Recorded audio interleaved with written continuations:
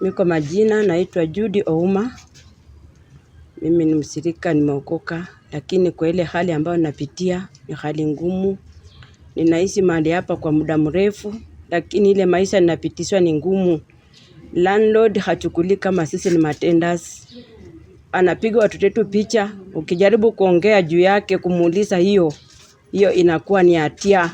Anakuchukulia kama shetani. Ukienda kumuuliza, anakutusi mapepo, devil, majini. Sasa sielewi ni kwa nini tunaitwa madevo na tunamlipa pesa. Laiti hataki, haki haki, tunaomba tu haki katika maisha yetu. Serikali angalieni haki yetu na watoto wetu. Watoto wetu wanapitia hali ngumu. Wanatesewa jinsi wanaambiwa jinsi masikini hawana lolote. Ukipita tunaambia shetani unapita, shetani kubwa. Mungu tunakuomba tu. Na serikali tu pia utupe haki yetu. Mtupe angalia wale ambao watu hatujiwezi na watu hatujui.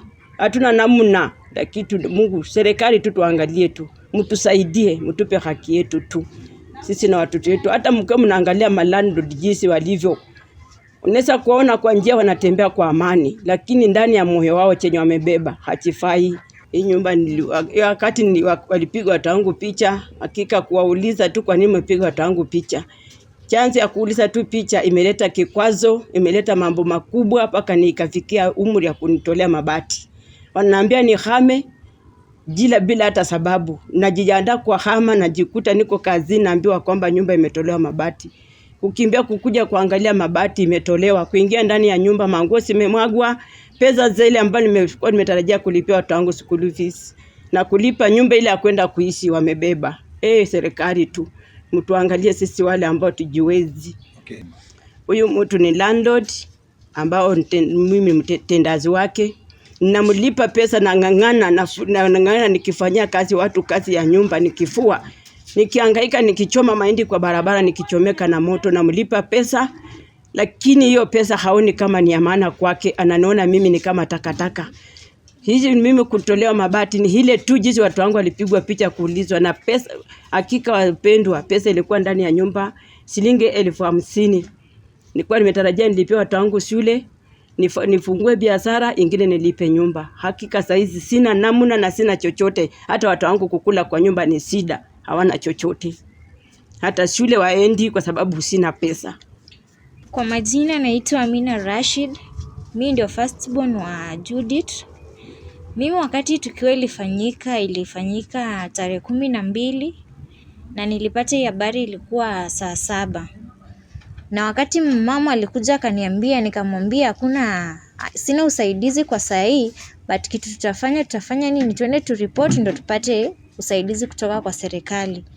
Tukaenda tukaripoti, tukajaziwa kila kitu, tukaambiwa tukuje tupige picha nyumba and then turudishe majibu huko. Tukakuja tukapiga picha, tukarudisha kufika kupiga picha venye tulifungua nyumba. Tulishtuka yenye ilikuwa kwa nyumba.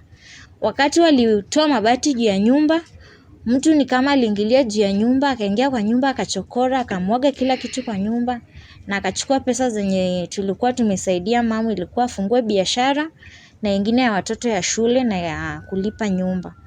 Ilikuwa shilingi 50,000. Walifanya hii tukio wanajiita ni mabishop wa kanisa ya gospel. Wakati nikakuja kuwauliza, badala wanijibu kama watumishi wa Mungu, majibu yenye nilijibiwa ilinifanya roho yangu ikasike, nikakuwa na hasira, but nikaona hakuna haja ya kushinda kupishana nao. Nikaona tu nipeleke mambo mbele ili tufanye nini? Serikali wakuje watusaidie. Hiyo kitu imenikasirisha mimi kama mtoto wa mamangu wa kwanza, ndio nikaamua kuchukua jukumu la mbele ili serikali itusaidie sisi wanyonge wenye hatujiwezi. Watuonee huruma, watusaidie na landlord.